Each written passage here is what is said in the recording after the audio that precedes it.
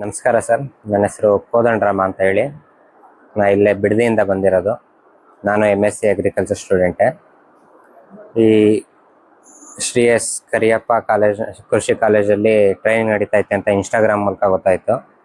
ಅದಾದಮೇಲೆ ಬೆಳಗ್ಗೆ ಬಂದು ಇಲ್ಲೇ ಬರ್ತಿದ್ದಂಗೆ ರಿಜಿಸ್ಟ್ರೇಷನ್ ಮಾಡಿಕೊಂಡ್ರು. ರಿಜಿಸ್ಟ್ರೇಷನ್ ಆಯ್ತಲೇ ಇಂಟ್ರೊಡಕ್ಟರಿ ಪ್ರೋಗ್ರಾಮ್ ಎಲ್ಲ ಇತ್ತು. ಶಾಸ್ತಾಪುರ, ಹಲ್ಲೂರು, ತುಮಕೂರು ಒಬ್ಬರಿದ್ದಾರೆ, ಸಾತ್ನೂರು ಜಾಸ್ತಿ ಜನ ಇದ್ದಾರೆ. ಆಲಳಿಯಿಂದ ಬಂದಿದ್ದಾರೆ, ಒಬ್ರು ಬನ್ನೂರಿಂದ ಬಂದಿದ್ದಾರೆ ಸರ್ ಅವರು ಮೇಡಮ್ ಅವರು. ಸೊ ತುಂಬಾ ಬೇರೆ ಬೇರೆ ತಾಲೂಕು, ಬೇರೆ ಬೇರೆ ಡಿಸ್ಟ್ರಿಕ್ಟ್ ಇಂದ ಎಲ್ಲ ನಮ್ಮ ಟ್ರೈನಿಂಗ್ ಬಂದಿದ್ದಾರೆ. ತುಂಬಾ ಖುಷಿ ಆಗುತ್ತೆ ಇವರು ಇಂಟ್ರೆಸ್ಟ್ ಎಲ್ಲ ನೋಡಿ ಬಂದು ಇಷ್ಟು ದೂರ ಬಂದು ಇವರು ಪಾರ್ಟಿಸಿಪೇಟ್ ಮಾಡಿದ್ದಾರೆ ಟ್ರೈನಿಂಗ್ ಅಲ್ಲಿ. ಸೊ ಇವಾಗ ವ್ಯಾಲಿಡಿಟಿ ಪ್ರೋಗ್ರಾಮ್ ಅಲ್ಲಿ ಇವರಿಗೆಲ್ಲ ನಾವು ಪ್ರಮಾಣ ಪತ್ರನೂ ಕೂಡ ವಿತರಿಸ್ತಾ ಇದ್ದೇವೆ.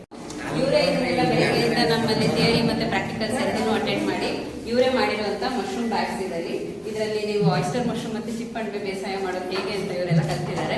ಸೊ ಇದನ್ನೆಲ್ಲ ಬ್ಯಾಗ್ಸ್ ನ ಇವರೇ ಫಿಲ್ ಮಾಡಿ ಇಟ್ಟಿರೋಂಥದ್ದು. ಮುಂದಿನ ದಿನಗಳಲ್ಲಿ ಇದ್ರ ಬೆಳವಣಿಗೆ ಹೇಗಿರುತ್ತೆ ಮತ್ತೆ ಅಣಬೆ ಹೇಗೆ ಬರುತ್ತೆ ಅಂತ ನಾವು ಇವರಿಗೆ ಇದ್ರ ಬಗ್ಗೆ ಮಾಹಿತಿ ಶೇರ್ ಮಾಡ್ತೀವಿ. ಮತ್ತೆ ಅಣಬೆ ಬೀಜ ಎಲ್ಲ ಇವ್ರಿಗೂ ಕೊಡ್ತಾ ಇದೀವಿ. ಇವಾಗ ಅದನ್ನ ತಗೊಂಡೋಗಿ ಎಲ್ಲರೂ ಮನೆಯಲ್ಲಿ ಪ್ರಾಕ್ಟೀಸ್ ಮಾಡಿ ನೀವೆಲ್ಲರೂ ಅದ್ರ ರಿಸಲ್ಟ್ ಏನಾಗಿದೆ ಅಂತ ನನಗೆ ಶೇರ್ ಮಾಡಬೇಕು. ಸೊ ದಟ್ ನಾವು ನೆಕ್ಸ್ಟ್ ಬ್ಯಾಚ್ ಜೊತೆ ಫಸ್ಟ್ ಬ್ಯಾಚ್ ಎಷ್ಟು ಸಕ್ಸಸ್ಫುಲ್ ಆಗಿ ಕಲ್ತ್ಕೊಂಡು ಹೋಗಿದ್ದಾರೆ ಅಂತ ನಿಮ್ಮ ಯಶಸ್ಸನ್ನ ಅವ್ರ ಜೊತೆ ಶೇರ್ ಮಾಡಲಿಕ್ಕೆ ನಮ್ಮ ಡಾಕ್ಯುಮೆಂಟ್ ಸರ್. ಈ ಫಸ್ಟ್ ಬ್ಯಾಚ್ 50 ಜನ ರಿಜಿಸ್ಟರ್ ಆಗಿದ್ದಾರೆ ಸರ್. 50 ಜನ ಟ್ರೈನಿಂಗ್ ಅಟೆಂಡ್ ಮಾಡಿದ್ದಾರೆ. ಮುಂದಿನ ದಿನಗಳಲ್ಲಿ ಮತ್ತೆ ಬೇರೆ ಬ್ಯಾಚ್ ಗಳಿಗೂ ಮಾಡ್ತೀವಿ ಸರ್. ಈಗ ಎಷ್ಟು ದಿನ ಬೇಕು ಮೇಡಮ್ ಇದು? ಸರ್ ಇದು ಒಂದು 15 ದಿನದಲ್ಲ ಸ್ಪಾನ್ ರನ್ ಆಗುತ್ತೆ. 20 ದಿನ 22ನೇ ದಿನಕ್ಕೆ ನಾವು ಇದರಲ್ಲಿ ಅಣಬೆ ಮೊಗ್ಗುಗಳನ್ನ ನೋಡ್ಬೋದು.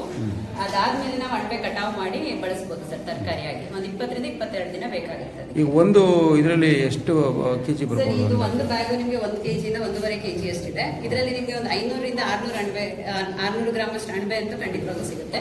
ಚೆನ್ನಾಗಿ ಬಂದಿದೆ ಅಂದ್ರೆ ಒಂದು 3/4 kg 1 kg ವರೆಗೂ ಸಿಗುತ್ತೆ ಸರ್. ಇದು ಈ ಬ್ಯಾಗ್ ತುಂಬಿದ್ರಲ್ಲ ಏನು ಪ್ರೋಸೆಸ್ ಮಾಡ್ತಿದ್ದಾರೆ ಮೇಡಮ್? ಹುಲ್ಲನ್ನ ಸರ್, ಭತ್ತದ ಹುಲ್ಲನ್ನ ನಾವು ನೀರಲ್ಲಿ ಅದರ ಫಸ್ಟ್ ಕಟ್ ಮಾಡಿಕೊಂಡು ನೆನೆ ಹಾಕಿ ಆಮೇಲೆ ಅದನ್ನ ನೀರಲ್ಲಿ ಬೇಯಿಸಿ ಅದರಲ್ಲಿರೋ ರೋಗಾಣುಗಳೆಲ್ಲ ಕಿಲ್ ಮಾಡಿ ಅದಕ್ಕೆ ನಾವು ಅಣಬೆ ಬೀಜನ ಸೇರಿಸಿದೀವಿ ಸರ್. ಈ ಅಣಬೆ ಬೀಜ ಸೇರಿಸಿರೋದ್ರಿಂದ ನೆಕ್ಸ್ಟ್ ಇದು ಅಣಬೆ ಬೀಜ ಇದ್ರ ಮೇಲೆಲ್ಲ ಬೆಳ್ಕೊಳ್ಳುತ್ತೆ ಭತ್ತದ ಹುಲ್ಲಿನ ಮೇಲೆ. ಮತ್ತೆ ಅದು ಅಣಬೆ ಆಗಿ ಹುಲ್ಲನ್ನ ಕನ್ವರ್ಟ್ ಮಾಡುತ್ತೆ ಸರ್. ಮತ್ತೆ ಅದೇ ಅಣಬೆನ ನಾವು ತರಕಾರಿಯಾಗಿ ಬಳಸ್ತೀವಿ. ತರಕಾರಿ